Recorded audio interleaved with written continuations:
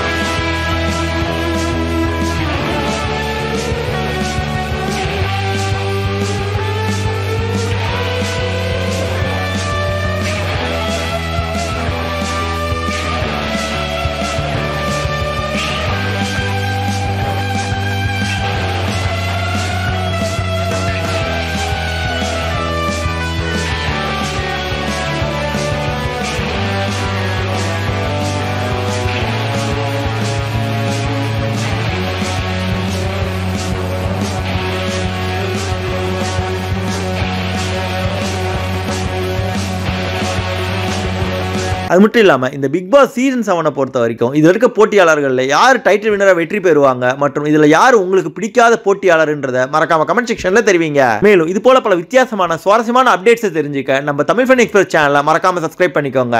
நன்றி. இந்த வீடியோ உங்களுக்கு பிடிச்சிருந்தா லைக் பண்ணுங்க, உங்க கருத்துக்களை கமெண்ட் பண்ணுங்க மற்றும் உங்க ஃப்ரெண்ட்ஸுங்களுக்கு ஷேர் பண்ணுங்க. மேலும் இது போல இன்ட்ரெஸ்டிங்கான வீடியோஸ்க்கு தமிழ் ஃபன் எக்ஸ்பிரஸ் சேனலை சப்ஸ்கிரைப் பண்ணுங்க. தேங்க்யூ.